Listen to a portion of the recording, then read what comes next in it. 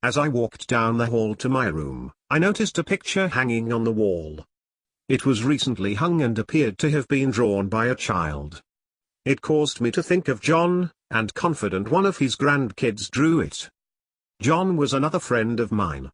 He and his family lived on the Jade Coast, on the Blue Feather Sea, and on the planet Serengeti.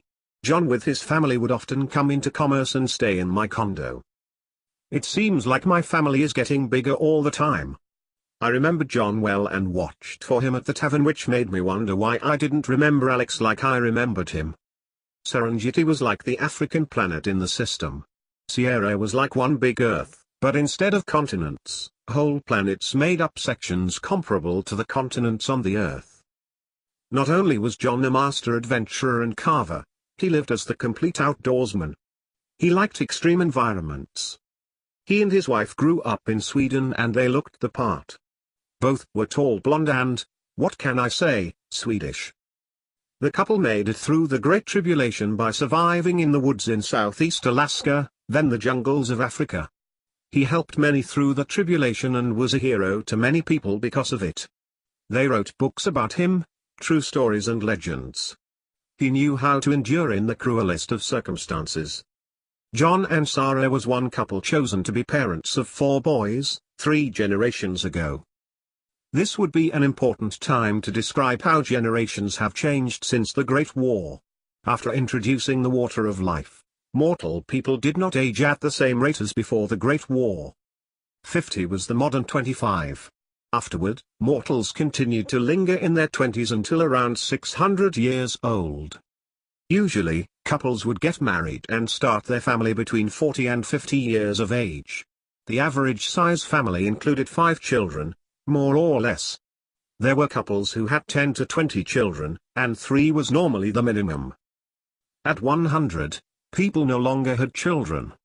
Mortals had the propensity to have their children early and close together. So, for most, by the time a couple reached 60, they had all the children they planned to have. There might be the odd couple who had a child or 2 after age 60, but that was not the norm. We called those people late bloomers. This was how it worked throughout the whole universe, not just Sierra. I found it fascinating how people accepted it as it was like an unspoken rule, or the natural order of things. A few of the higher angels let it slip out that no one would ever grow to look older than 40. So, if you lived 800 years, you looked 40-ish. No one has gotten there yet. Everyone took their word for it. Truthfully, no one can be sure what anyone might look like then, since we are only 200 years into the millennium. Never mind the fact immortals can appear any age they desired. Well, most of John's kids are full grown. His family has reached into its 3rd generation. He now has 33 grand and great-grandchildren. He, with his wife Sarah, managed the wildlife on Serengeti. For not being an immortal, it was a formidable task. He enjoyed and often took groups of people out camping, training them how to survive in the wild, just like he did before and during the tribulation. It was an interesting hobby for many, and I say hobby because no one needed to survive anywhere in the universe anymore. So, he would teach them how to select then prepare wild edible plants and herbs. His camping trips were becoming more popular by the day. One of his favorite places to take tour groups was an inhabitable moon-circling Serengeti called Nguvu, meaning strength. It was best characterized as prehistoric, only because of the relentless humidity and high oxygen levels which provided an ideal climate for dinosaurs that flourished there. Dinosaurs would live someplace in Sierra. After all, the dinosaurs were God's creatures too. He created them, and there they be. The days on Nguvu lasted 34 hours 22 minutes, and water covered 70% of the moon. Except for 2 small oceans, the water was all lakes, rivers, and swamps. So, with the long hot days, it developed into a very humid place, ecologically suitable for prehistoric life. Even the bugs grew 20 to 50 times the size of normal bugs found elsewhere. It was an entomologist's and botanist's wonderland. John, himself, had become both and a leader in each field. John took various classes of school kids once a week, lecturing them on how to detect and prepare wild plants and herbs. He also taught classes on the wonderful friendly dinosaur. John told me about a time after teaching one of those classes, he caught a group of kids who smuggled a baby Dryosaurus on board the craft. The children were feeding it their lunch and soda, and every one of them had a story how it followed them on board. It took 3 hours to find its mother. At other times, he would schedule tours for adults when available. These tours became a must for all Syrians. Transportation built sizable flat crafts designed to travel above the ground, 50 feet, so as not to hurt the vegetation. Each craft could hold up to 100 people. Tours would include different parts of the landscape, depending on the species of animal, reptile, or plants to be observed. One of the dramatic moments of these tours was when the craft flew out over Boulder Falls on the River Hassan, Dutch for rushing. Boulder Falls was a high waterfall with over 1,000-foot drop. At the last second, John would swing the craft out over it, and each group would scream hysterically while he laughed like a madman. Once past the falls, and the tour group calmed down, John pointed out the details of the monumental site. The falls descended into the River Hassan, which wound down into a deep valley below, overgrown with dense tropical vegetation. John made the falls, with his last-minute alteration, famous. Almost everyone screamed like it was a required part of the tour. I recall the first time going there with Jonathan. He and I traveled there by ourselves to wander around. We landed a transport craft in the middle of a meadow hemmed in by a small forest of tall poplar trees. 3 heavy brontosaurs were foraging on them. John told me to accompany him as we walked to the side of one beast and stood there. Next thing, the one we were standing next to turned his head, then lowered it down to my chest. With its head bigger than I, it pressed against me gently. I didn't know what to do, so John told me to touch him, saying a warm hand is all he craved. I put my hand on his forehead, then held it there. He looked at me and purred like a cat, a big cat with a purr that sounded more like a helicopter. I removed my hand, and he returned to eating leaves from high in the trees. John pointed into the bushes close beyond the poplar trees as a creature ran through the brush. I could see it, but didn't know what it was. John put his hands out as if to capture its attention. It came running out of the underbrush, then dropped at our feet, which startled me. I almost ran. It turned out to be a young T-Rex. As it lay on the ground, head pressed against the grass, it looked up at us with his big lizard eyes. "He wants you to touch him, Jeff," John whispered. I put my hand on his head and his tail took off wagging like a whip. I laughed. He seemed to grin at me. I am certain he did.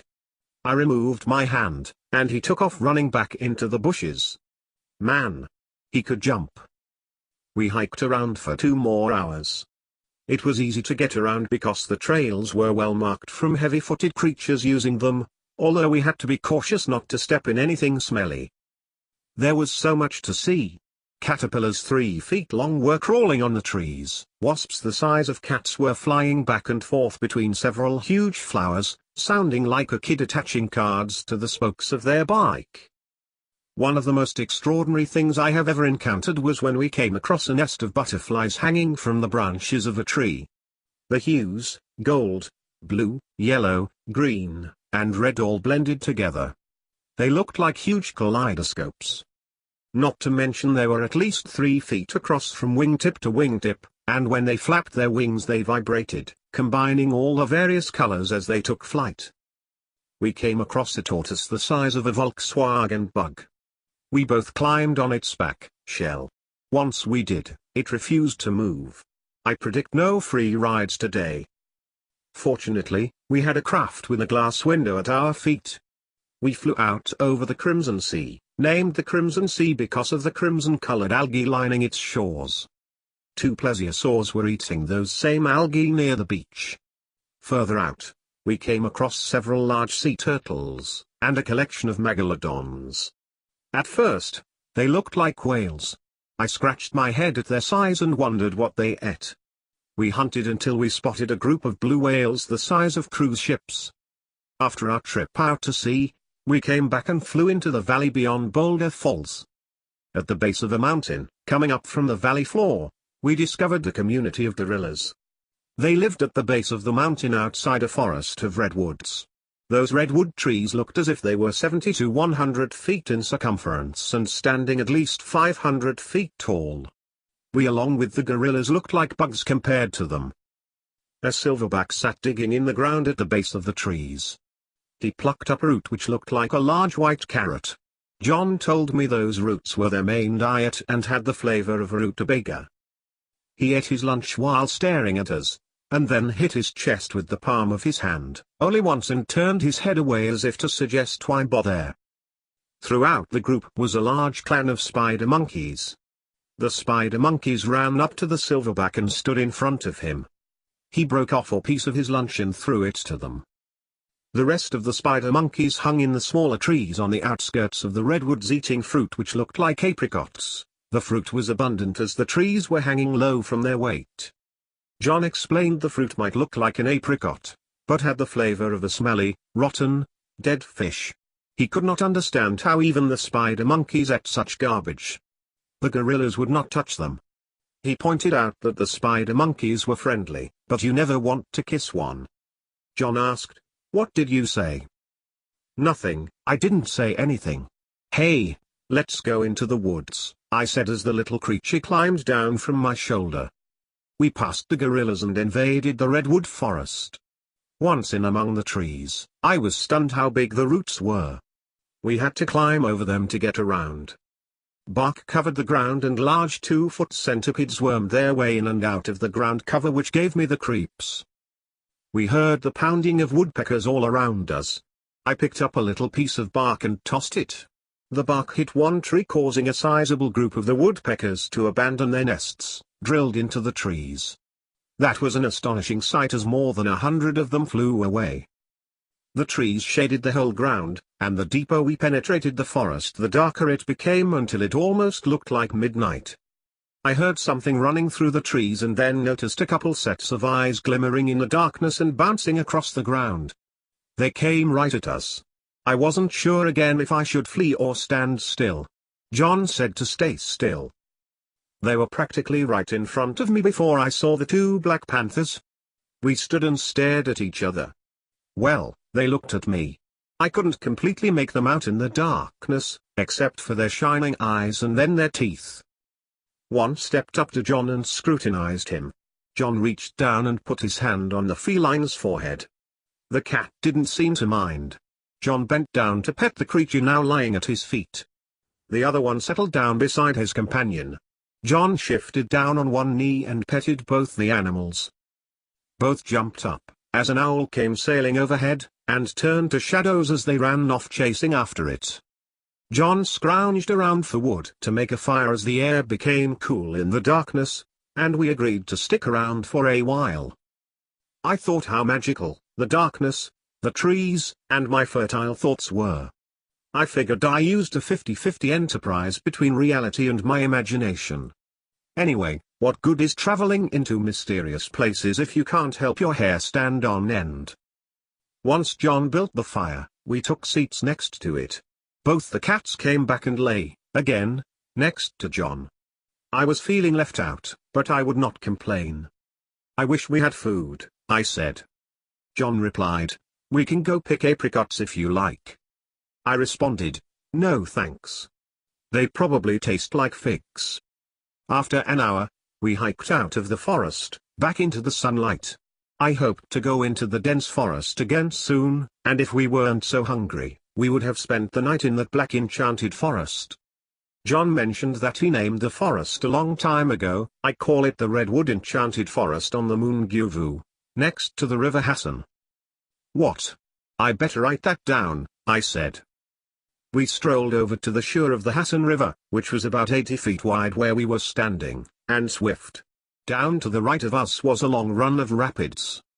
John asked, "Want to go for a ride?" as he pointed at turbulent water. I said, "That would be fun, but I am not in the mood to get wet." We remained on the edge for a while examining the river. Before too long, the sun slipped into early evening, and it was time to go. I remember always being excited to go places with John, although he was often the prankster. As we were getting prepared to leave Nguvu, John pointed out a large pink and white flower growing in the heart of an oversized mushroom.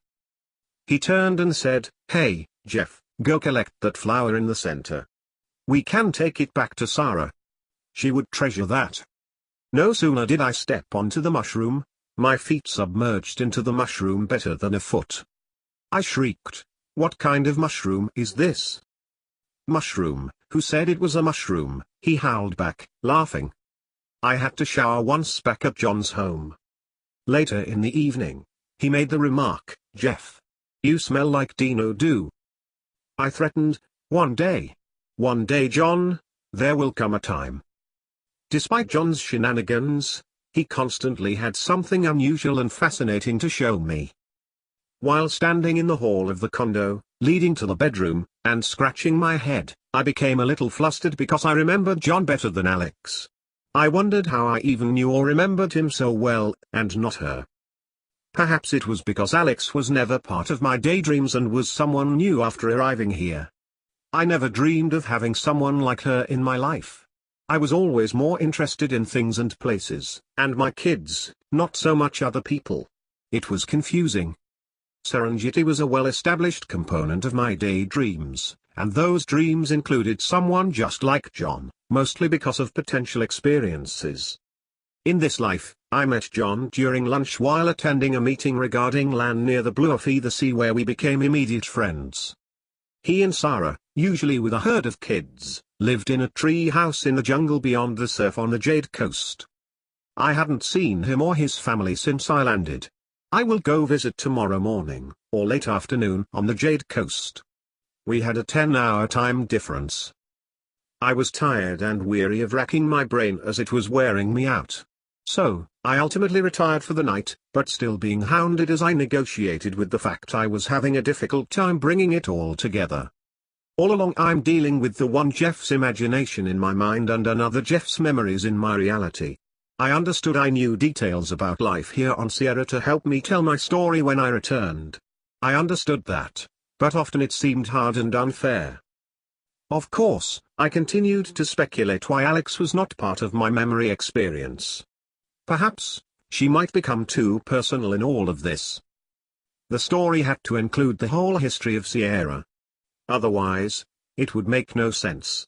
So, I wasn't protesting because I enjoyed the fact my experiences and memories were both old and new at the same time, even if they often made me dizzy. After all, the narrative included over 200 years of the millennium. I thought God put an awful lot of effort into this adventure. I am sure it was an easy thing for him.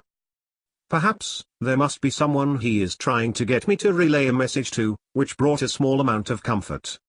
Again, I am not complaining, honest. Then, I prayed a hasty prayer, Father, please don't let me lose my mind when all is said and done. Thank you. I had just fallen asleep when I was awakened by a picture in my mind, an illustration of Alex. I could barely hold back my emotions, and I realized why I hadn't recalled Alex. If I had, I wouldn't have written about anything else. In my mortal state, the message would have been of love only. The message of hope would have been forgotten in my lines. I contended with my heart and despised being mortal. After that revelation, it took 2 hours to fall back to sleep. The next morning I called for transport. I had the vehicle drop me on the beach, on the Jade Coast. It was warm, and the ocean had a strong fresh salty scent. I remembered that same aroma from when I used to live in Southeast Alaska. Every spring, into the summer, the inland waters would have this same fresh seaweed, salty odor. I loved it, and it was wonderful. I saw several small and large fragments of colored jade lying in the sand. Picking up a red one up, I inspected it and flicked it into the ocean. Afterward, I took a trail leading into the jungle away from the beach. Even though it was hot on the beach, the trail was refreshingly cool. Trees and plants bearing huge leaves sheltered the path, making it much cooler than the open beach. I came upon an enormous sagal baobab tree. Throughout its branches, John had built a massive tree house. Several ladders led up to the main floor. It must have been 100 feet in diameter, broader than the tree as it drifted out of the tree on all sides. looking like a one-legged man wearing a barrel, or a Christmas tree as it tapered to the top. John built 3 separate floors, each smaller than the one below it, and all the floors had railings around them. He used pine for the frame and interior walls. I told him pine would be a poor decision, but it was his home. I always made a remark about the pine. He ordered me to shut up, which never worked because the more he said shut up the more I commented. After arriving, and embracing the whole family, I leaned on the railing and remarked the place always reminded me of pine. John grabbed me and threatened to toss me over the railing. He let go once Sarah got a hold of his back and shoved him from behind.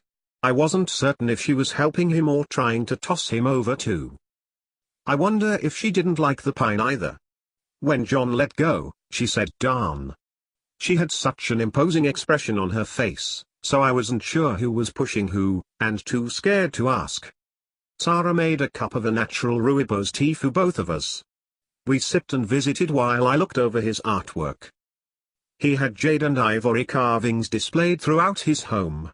I was impressed by the works of art John crafted out of a piece of wood, or stone. His artworks of ivory were so complex and intricate I could only stare in unbelief. In the evening, I swam in the ocean with the kids. We combed the beach and picked up a bunch of raw jade pieces out of the sand. It was already supper time and Sarah yelled for us to come eat. She always made dishes of excellent regional food, using wild herbs. She created an herb dish, well to put it delicately, made me sick. I suppose even in heaven there are foods that don't go down the way we hope, like navy beans. I hid it well as not to insult her, other than that one specific dish. She was an accomplished chef and conversationalist. Sarah is one of the most natural cooks I have ever known. I suspected her kids would turn out the same way. That silly notion got put to rest when one of the kids came strolling out of the family room bearing a pizza and a soda. Then, out of the corner of my eye I detected the pizza delivery craft darting off into the sky. Again, I won't disclose its name other than it weathered the pizza wars and invariably was my favorite take and bake. Sarah looked at me then the table and said, "Kids will be kids," as she seized a piece of the pizza and installed it on her plate. The next day, John had repair work to do on the tree house. I lent a hand where I could be helpful. We reted the rope bindings along the railings at the top of the ladders where they had become frayed. We spent most of the day repairing them. On the 3rd day, John asked me if I would like to go with him on an expedition.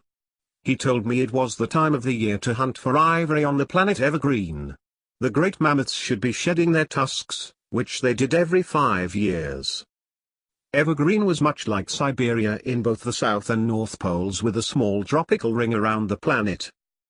Contrary to the tropical zone, both north and south of the equatorial zone were exceptionally cold during fall, winter, and spring. Both sides were densely forested. The summers in either side rarely exceeded 40 degrees Fahrenheit, which made it the ideal environment for the great mammoth.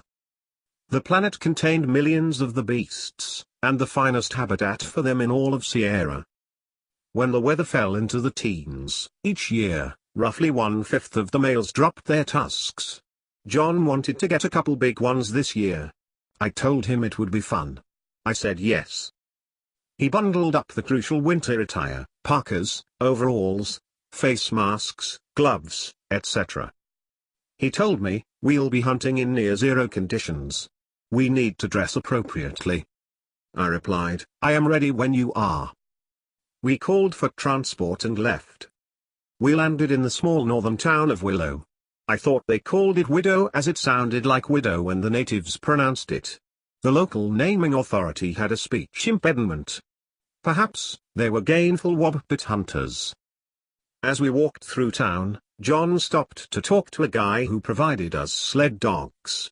We would drive by sled. Alert. I asked, "Can't we go by transport?" John replied, "What fun would that be?" I didn't even continue the conversation. It would be unproductive. This was Jonathan. This was most people who loved to do these kinds of things nowadays. He declared, "Nobody hunts for ivory using a transportation vehicle." "I would," I replied. Then he answered, "Of course you would. You probably have pizza delivered too.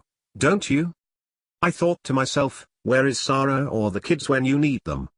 Then, I asked, what do you mean? Doesn't everyone? He laughed at me.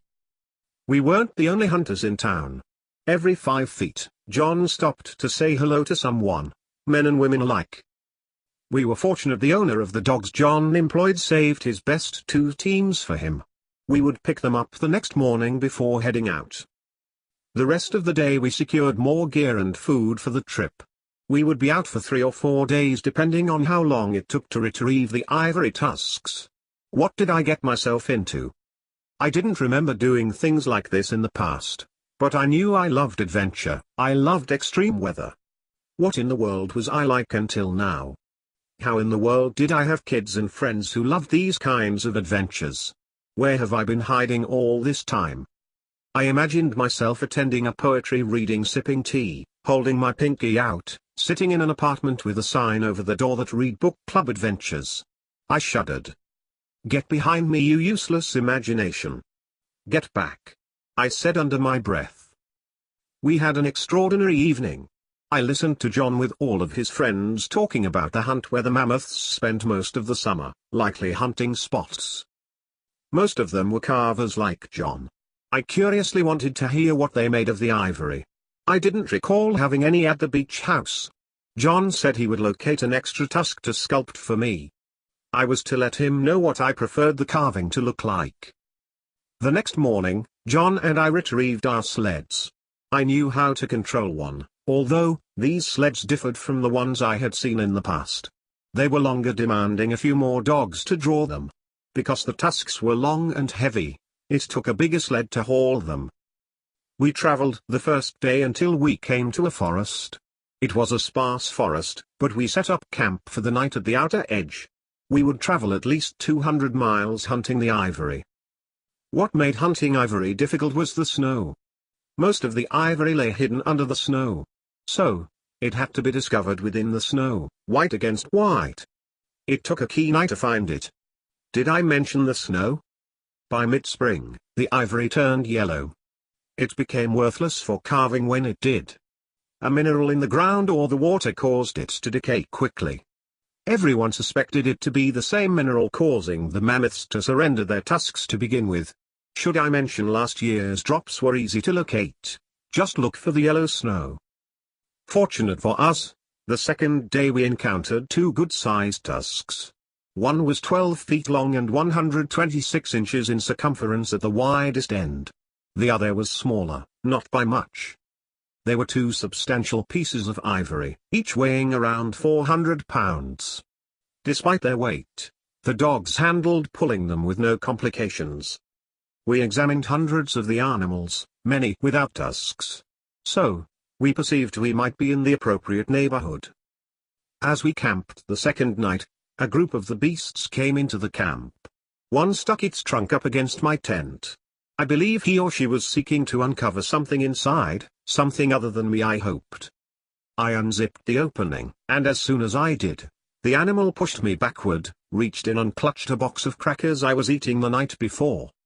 How in the world did it know I had crackers in my tent? It emptied the box into the snow so it could devour them. I quickly got dressed so I could go outside to chase it away. The animal turned out to be a gentle and friendly creature as it nudged me. I remembered John's and my trip to Nguvu. So I put my hand on its trunk on the highest part of the animal I could reach. It rested there staring at me until I extracted my hand.